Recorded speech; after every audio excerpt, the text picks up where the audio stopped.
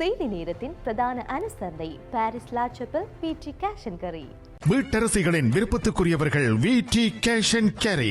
உங்கள் சமையல் கூடத்திற்கு தேவையான உணவுப் பொருட்கள், காய்கறிகள், கடல் உணவு வகைகள் அனைத்தும் தரமாக எப்பொழுதும் மலிவாக பெற்றுக்கொள்ளவும், சமையல் பாத்திரங்கள் அனைத்தும் தெரிவு செய்யவும் விடி கேஷ் அண்ட் கேரி, லா சப்பல்.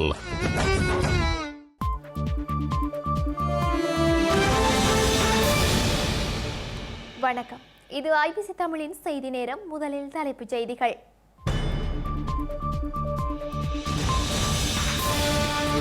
தமிழரசு கட்சியின் வழக்குகளின் பின்னணியில் சுமந்திரன் ஊடக மாநாட்டில் ஒப்புக்கொண்டார்.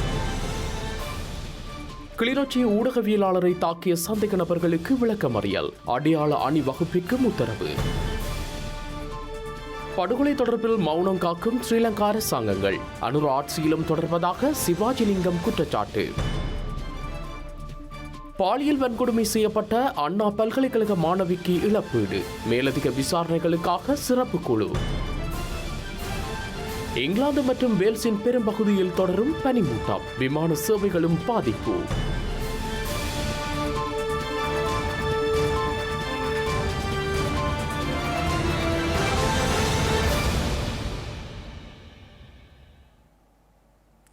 தொடர்வன விரிவான செய்திகள். இலங்கை தமிழரசு கட்சியின் ஊடக பேச்சாளராக தொடர்ந்தும் எம்.ஏ. சுமந்திரன் செயல்படுவார் என தமிழரசு கட்சியின் பதில் தலைவராக இன்று நியமிக்கப்பட்ட சி.வி.கே. சிவஞானம் தெரிவித்துள்ளார். அதேவேளை நாடாளுமன்ற விடயங்கள் தொடர்பில் நாடாளுமன்ற குழு பேச்சாளர் ஸ்ரீநேசன் ஊடகங்களுக்கு கருத்து தெரிவிப்பார் எனவும் அவர் தெரிவித்துள்ளார். இலங்கை தமிழரசு கட்சியினுடைய மத்திய செயற்குழு கூட்டத்திலே பல விஷயங்கள் பேசப்பட்டன. அந்த ஒரு விடயம் முக்கியமாக பேச்சாளர், ஊடக பேச்சாளர் தொடர்பாக வினா எழுப்பப்பட்டது. இந்த விடயத்திலே பாராளுமன்ற குழு அதனுடைய பேச்சாளராக பாராளுமன்ற உறுப்பினர் கௌரவ ஸ்ரீநேசன் அவர்களை தெரிவு செய்திருக்கிறது. அவர் பாராளுமன்ற சம்பந்தமான விடயங்களை அவர் கையாள்வார். மற்றும்படி கட்சியினுடைய பேச்சாளராக ஏற்கனவே திரு எம்.ஏ. சுமந்திரன் அவர்கள் இருக்கிறார். அவர் தொடர்ந்தும் கட்சியினுடைய பேச்சாளராக தொடர்வார் என்று இன்றைக்கு தெளிவுபடுத்தப்பட்டிருக்கிறது. ஆகவே அந்த வகையிலே திரு சுமந்திரன் அவர்கள் தொடர்ந்து இந்த ஊடக சந்திப்பை நடத்துவார். இலங்கை தமிழரசு கட்சியினால் நீதிமன்றங்களில் தனது பின்னணியில் வழக்கு தொடர்ந்தவர் மீளப் பெற்றுக் கொள்வதாக சுமந்திரன் உறுதியளித்துள்ளதாக அந்த கட்சியின் மத்திய குழு உறுப்பினருமான வைத்தியர் சி. சிவமோகன் தெரிவித்துள்ளார். இலங்கை தமிழரசு கட்சியின் தலைவரை நீக்கும் அதிகாரம் மத்திய குழுவிற்கு இல்லை எனவும் பதில் தலைவராக ஸ்ரீதரனே செயல்பட வேண்டும் எனவும் அவர் கூறினார். அத்துடன் மத்திய குழு கூட்டங்களில் சுமந்திரன் தலைமையிலான அணியினர் சுயேட்சையாக முடிவெடுத்து அதனை நடைமுறைப்படுத்த திணிப்பதாகவும் அவர் குறிப்பிட்டுள்ளார்.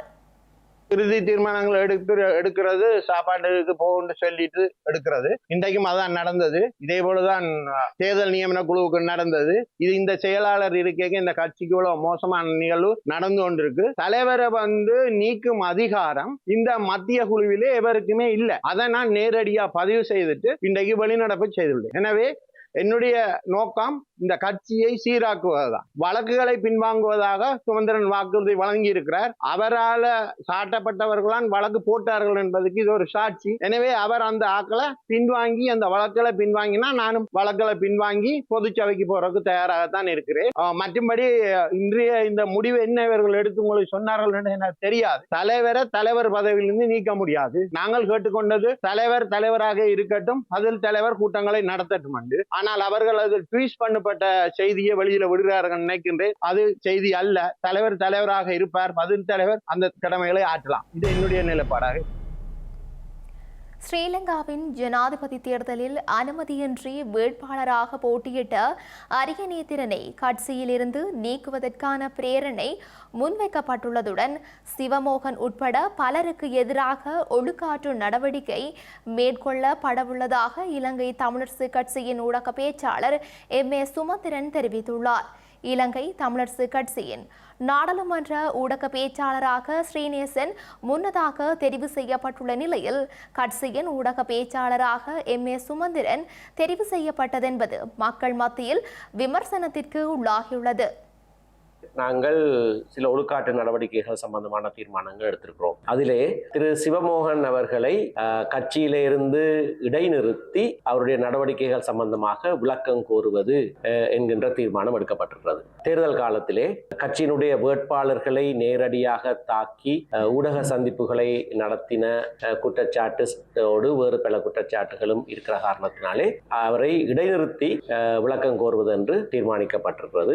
ஏற்கனவே திரு அரியநேத்திரன் இடைநிறுத்தப்பட்டிருக்கிறார். அவரை கட்சியில இருந்து விலக்கலாம் என்கின்ற ஒரு பிரேரணையும் கட்சியிலே முன்வைக்கப்பட்டிருக்கிறது. அத்தோடு கட்சிக்கு எதிராக தேர்தலிலே வேறு கட்சிகளோடு இணைந்து போட்டியிட்டவர்கள், சுயேட்சை குழுக்களோடு போட்டியிட்டவர்கள், அவர்களுடைய பெயர்கள் எல்லாம் வர்த்தமானிலே பிரசுரிக்கப்பட்டிருக்கிறது. ஆகையினாலே அதிலே எந்த கேள்விக்கும் இடமில்லை. அப்படியாக செயற்பட்டவர்கள் கட்சி உறுப்பினர்கள் அனைவரையும் உடனடியாக கட்சியிலிருந்து விலக்குவதாக மத்திய செயற்குழு என்று தீர்மானம் எடுத்திருக்கிறது. ஆனால் பவள விழாவாக அதனை கொண்டாடுவதற்கு அடுத்த வருடம் நாங்கள் மாவட்டங்கள் தோறும் நினைவு கூட்டங்கள், கட்சியினுடைய பவள விழா நினைவுபடுத்துகிற கூட்டங்கள் செய்கிற அதே வேளையிலே பெருவிழாவாக ஒரு விழாவாக மட்டக்களப்பு மாவட்டத்திலே இந்த 75வது பவள விழாவை கொண்டாடுவதற்கு தீர்மானித்திருக்கிறோம். கிளிநொச்சி ஊடகவியலாளர் தமிழ்ச்செல்வனை தாக்கி கடத்துவதற்கு முற்பட்ட சந்தேக நபர்கள் கைது செய்யப்பட்டதை அடுத்து அவர்களை விளக்கமறியலில் வைக்குமாறு நீதிமன்றம் உத்தரவிட்டுள்ளது. சந்தேக நபர்களை எதிர்வரும் 30ஆம் தேதி வரை விளக்கமறியலில் வைக்குமாறும் குறித்த தினத்தில் அடையாள அணிவகுப்புக்கு உட்படுத்துமாறும் நீதிமன்றம் உத்தரவு பிறப்பித்துள்ளது. கிளிநொச்சி மாவட்ட ஊடகவியலாளர் முருகையா தமிழ்ச்செல்வன் நேற்று முன்தினம் உந்துருளியில் வீடு திரும்பிக் கொண்டிருந்த போது அவரை பின்தொடர்ந்து சென்ற கருப்பு நிற வாகனம் ஒன்றில் இருந்தவர்கள் ஏனைன் வீதி தொலைத்தொடர்பு நிலையத்திற்கு முன்பாக அவரை கடத்த முயற்சித்துள்ளனர். கடத்தல்காரர்களிடமிருந்து தப்பித்து செல்ல முயன்ற வேளை அவர் மீது தாக்குதல் நடத்தப்பட்டுள்ளது. வணிகில் முன்னெடுக்கப்படும் சுற்றுச்சூழல் அழிப்பு மற்றும் போதைப்பொருள் கடத்தல்கள் தொடர்பில் செய்திகளை தொடர்ச்சியாக வெளியிட்டு வரும் நிலையிலேயே இந்த சம்பவம் இடம்பெற்றுள்ளது. கடத்தல் முயற்சி மற்றும் தாக்குதல் தொடர்பாக நேற்றைய தினம் கிளிநொச்சி காவல்துறை நிலையத்தில் முறைப்பாடு பதிவு செய்யப்பட்டிருந்தது. இந்த நிலையில் விசாரணைகளை முன்னெடுத்த கிளிநொச்சி காவல்துறையினர் சந்தேக நபர்களை நேற்றைய தினம் கைது செய்திருந்த நிலையில் இன்று நீதிமன்றில் முன்னிலைப்படுத்தியுள்ளனர். இதன்போது சந்தேக நபர்களை எதிர்வரும் 30ஆம் தேதி வரை விளக்கமறியலில் வைக்குமாறு குறித்த தினத்தில் அடையாள அணிவகுப்பு உட்படுத்துமாறும் நீதிமன்றம் உத்தரவு பிறப்பித்துள்ளது. குறித்த சந்தேக நபர்கள் ஏற்கனவே போதைப் பொருள் உட்பட பல்வேறு குற்றச் செயல்களுடன் தொடர்புபட்டவர்கள் என்றும் அவர்கள் மீது பல்வேறு வழக்குகள் தொடுக்கப்பட்டுள்ளதாகவும் காவல்துறையினர் தெரிவித்துள்ளனர். இலங்கையிலிருந்து சட்டவிரோதமான முறையில் நபர்கள் வெளியேறுவதை தடுப்பது குறித்து உரிய அதிகாரிகள் கவனம் செலுத்த வேண்டுமென ஸ்ரீலங்கா ஜனாதிபதி அனுரகுமார திசாநாயக்க பணித்துள்ளார். போதைப்பொருள் மற்றும் சட்டவிரோத பொருட்கள் நாட்டிற்குள் வருவதை தடுத்தல் தொடர்பிலும் அதிகாரிகளுக்கு உத்தரவிடப்பட்டுள்ளது. ஸ்ரீலங்கா ஜனாதிபதி அனுரகுமார திசாநாயக்க மற்றும் குடிவரவு குடியகழ்வு திணைக்களம் இலங்கை சுங்கம் மற்றும் விமான நிலையம் மற்றும் விமான சேவை நிறுவனத்தின் பிரதானிகளுக்கு இடையிலான கலந்துரையாடல் இன்று ஜனாதிபதி அலுவலகத்தில் இடம்பெற்றது. போதைப் பொருள் மற்றும் சட்டவிரோத பொருட்கள் நாட்டிற்குள் வருவதை தடுத்தல், விமான நிலையம் சுங்க திணைக்களத்திற்குள் நடக்கும் ஊழல் மோசடிகளை மட்டுப்படுத்துதல், சட்டவிரோதமான முறையில் நபர்கள் நாட்டிலிருந்து வெளியேறுவதை தடுப்பது குறித்து இதன்போது விரிவாக கலந்துரையாடப்பட்டது. அதற்காக குடிவரவு குடியகழ்வு திணைக்களம், இலங்கை சுங்கம் மற்றும் விமான நிலையம் மற்றும் விமான சேவை நிறுவனம் ஆகிய 3 நிறுவனங்களிலும் இணைக்கமரா கட்டமைப்பு மற்றும் கண்காணிப்பு நிலையத்தை ஸ்தாபிக்குமாறு ஜனாதிபதி அனுரகுமார திசாநாயக்க ஆலோசனை வழங்கினார். அதேபோல் தற்போதுள்ள ஸ்கேன் இயந்திரங்களுக்கு பதிலாக மேம்படுத்தப்பட்டு நவீன ஸ்கேன் இயந்திரங்களை பயன்படுத்தி இந்த நிறுவனங்களூடாக நடக்கும் கடத்தல்களை தடுப்பதற்கு நடைமுறை சாத்தியமான புதிய செயல்முறையை ஆரம்பிக்க வேண்டும் என்றும் ஜனாதிபதி குறிப்பிட்டார். மேலும் நாட்டு மக்கள் மத்தியில் சுங்கம் தொடர்பில் தற்போது காணப்படும் தவறான புரிதல்கள் களையப்பட வேண்டும் எனவும் அதற்காக கடுமையான ஒழுக்காற்று மற்றும் சட்ட நடவடிக்கைகள் எடுக்கப்பட வேண்டும் என்பதையும் ஜனாதிபதி அனுரகுமார திசாநாயக்க இதன்போது வலியுறுத்தினார். ஸ்ரீலங்காவின் கடந்த கால அரசாங்கங்கள் இனவாதத்தை வெளிப்படுத்தும் வகையில் முன்னெடுத்த படுகொலைகள் தொடர்பில் ஏன் இன்று வரை குற்றவாளிகள் கண்டுபிடிக்கப்படவில்லை என முன்னாள் நாடாளுமன்ற உறுப்பினர் சிவாஜிலிங்கம் கேள்வி எழுப்பியுள்ளார். அத்துடன் அனுரகுமார திசாநாயக்க தலைமையிலான அரசாங்கத்திலும் இதற்கான தீர்வு கிடையாது எனவும் அவர் குறிப்பிட்டுள்ளார். இன்றைக்கு உங்களோட இருந்த லலித் குவன் போன்றவர்கள் பிரச்சனையை கண்டுபிடிக்க முடியல. அம்மன் கம்மி கொண்டிருக்கிறீர்கள், ஏன் அம்மி கொண்டிருக்கிறீர்கள் சொல்லுங்க. எங்க தலித் குவன் சொல்லுங்க, ஆகும் கண்டுபிடிச்சு சொல்லுங்க. யார் கொலை பண்ண கண்டுபிடிங்க. உங்களுடைய ஆக்கள் உங்களுக்கு அப்பதான் தெரியும் என்ன நடந்த. நீங்கள் ஆயிரக்கணக்கானவர்களை பறி கொடுத்தவர்கள். 71ஆம் ஆண்டிலே 5000-10,000 பேர் காணாம போய் கொல்லப்பட்டு படுகொலை செய்யப்பட்டு 87-88 சுமார் 20,000 பேரை கொலை செய்யப்பட்டு. ஏன் உங்களுடைய தலைவர் அமரர் ரோஹண விஜயவீர படுகொலையை பற்றி ஏன் இன்னும் ஆராயவில்லை? அவரை பிடித்து கொண்டு போய் ருவானிலே வாக்குமூலம் எல்லாம் எடுத்து பேச வைத்து விட்டு தான் சுட்டுக் கொன்றார்கள். அன்றைய பாதுகாப்பு அமைச்சராக இருந்த அமரர் ரஞ்சன் விஜயரட்ன தான் அந்த உத்தரவை பிறப்பித்திருந்தார். எல்லாம் செய்து போட்டு தான் ஜனாதிபதி அமரர் பிரேமதாசாவுக்கு செய்தி சொல்லப்பட்டது போட்டாச்சு. அவர் இதான் அவர் அரசாங்கத்தினுடைய பாணி. நாட்டின் தலைவருக்கு தெரிவிக்கப்படவில்லை. அவர் குடும்பத்தில் கைது செய்யப்பட்டு படுகொலை செய்யப்பட்டு கனத்திலே கொண்டு அவருடைய உடல் எரியூட்டப்பட்டதன் பின்னர் ஏன் அந்த விடயங்களை இன்னமும் நீங்கள் விசாரிக்க தயங்குகிறீர்கள்? உடனடியாக இந்த சுனாமிக்கு பின்னரான பிரச்சனையிலே என்ன நடந்தது, இந்த நிவாரணங்களுக்கு என்ன நடந்ததை இன்றைய ஜேவிபி ஆட்சியிலே இதை தட்டி கேட்பதன் ஊடாகத்தான் பாதிக்கப்பட்ட எங்களுடைய மக்களுக்கு 20 வருடங்கள் கடந்தாவது தமிழ் முஸ்லீம் சிங்கள மக்களுக்காவது ஏதாவது நன்மை கிடைக்குமா என்பதை முயற்சி செய்து பார்க்க வேண்டும் என்பதுதான் இன்றைய ஊடக சந்திப்பினுடைய பிரதான நோக்கம்.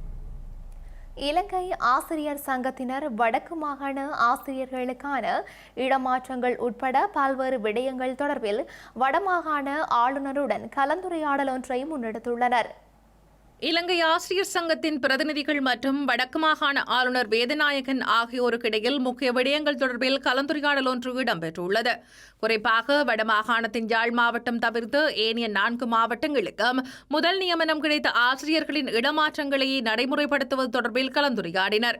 கடந்த காலங்களில் இடம்பெற்ற விசாரணைகளின் தற்போதைய நிலை தொடர்பில் வினவியதுடன் அவற்றில் அரசியல் தலையீடுகள் இருக்கின்றன எனவும் ஆசிரியர் சங்க பிரதிநிதிகள் சுட்டிக்காட்டினர். அதேவேளை பாடசாலை மாணவர்களின் பரீட்சைக்கான நிதியினை மாகாண சபையினால் ஒதுக்குவதற்கான சாதகமான நிலையை ஆராயுமாறு கோரிக்கை விடுத்துள்ளனர். வடமாகாணத்தில் கஷ்ட பிரதேசங்களில் சேவை செஞ்ச ஆசிரியர்கள் 783 பேருக்கு மேலே இடமாற்றம் கேட்டிருக்கிறாங்க. ஆனாலும் அதுக்கான பதிலீடுகளுக்கான ஒரு தயாரும் வடமாகாணத்தில் இல்லை. ஏன்னா அவங்களுடைய இடமாற்றம் அவங்க சிலவங்க 5 வருஷம் 6 வருஷம் 8 வருஷம் இப்படி அவங்களோட சேவை காலம் நிபந்தனையோடு தான் போயிருக்கிறாங்க. அவங்களோட சேவை காலம் முடிஞ்சு அவங்களுக்கு வர்றதுக்கான இடமாற்ற சபைகளில் தீர்மானம் எடுக்கிறதுக்கு அவங்களுக்கு பதிலீடுகள் இல்லாத ஒரு பிரச்சனை உருவாகி இருக்குது. இப்போ பதிலீடுன்னு சொல்லி இந்த ஆசிரியர்கள் இடமாற்றத்தை இன்னும் பிற்போடுறதா இருந்தால் அவங்களுக்கு பெரிய ஒரு அநீதி நடக்குது. அதனால இந்த பதிலீடுக்கு என்ன செய்யறங்கிற காரணம் தான் எங்களுக்கு கோரிக்கையாக இருந்துச்சு. கல்வியில் நடந்த கடந்த காலங்களில் நடந்த மோசடிகள் இருக்குது. இந்த மோசடிகள் சம்பந்தமான முறையான விசாரணை நடந்தையில் அந்த விசாரணைகள் என்ன நிலையில் இருக்குது, அந்த விசாரணைகளை முன்னுக்கு கொண்டு போகிறதுக்கான செயல்பாடு என்னதுங்கிறது நாங்கள் பேச நடந்தது.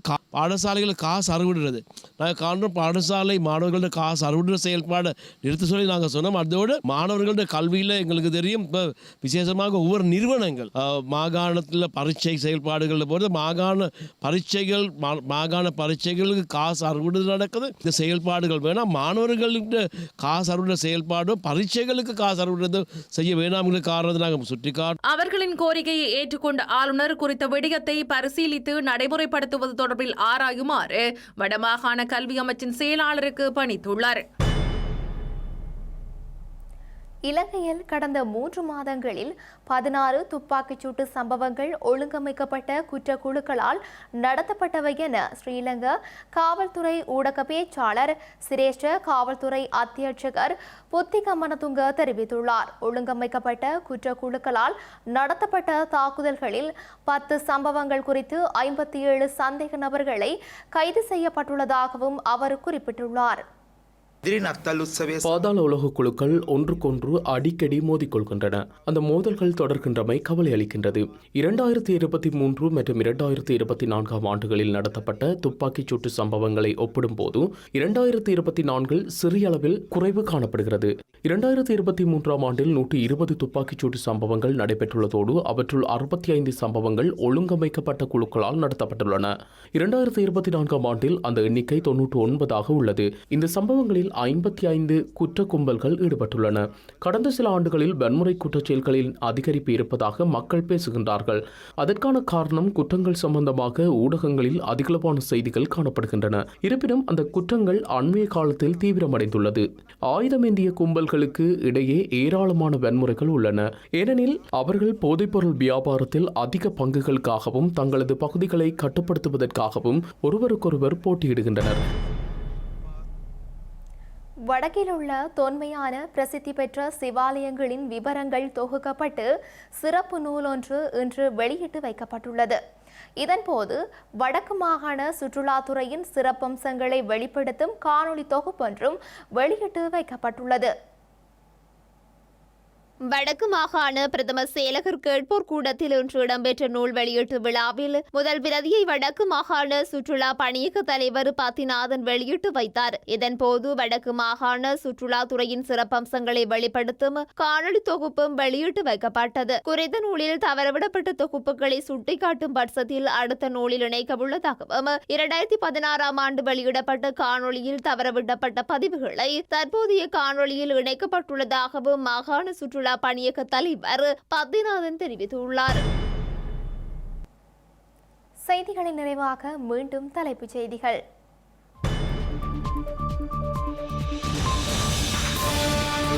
தமிழரசு கட்சியின் வழக்குகளின் பின்னணியில் சுமந்திரன் ஊடக மாநாட்டில் ஒப்புக்கொண்டார். கிளிநொச்சி ஊடகவியலாளரை தாக்கிய சந்தேக நபர்களுக்கு விளக்கமறியல், அடையாள அணிவகுப்பிற்கு உத்தரவு. படுகொலை தொடர்பில் மௌனம் காக்கும் ஸ்ரீலங்கா அரசாங்கங்கள் அனுர ஆட்சியிலும் தொடர்வதாக சிவாஜிலிங்கம் குற்றச்சாட்டு. பாலியல் வன்கொடுமை செய்யப்பட்ட அண்ணா பல்கலைக்கழக மாணவிக்கு இழப்பீடு, மேலதிக விசாரணைகளுக்காக சிறப்பு குழு. இங்கிலாந்து மற்றும் வேல்ஸின் பெரும்பகுதியில் தொடரும் பனிமூட்டம், விமான சேவைகளும் பாதிப்பு.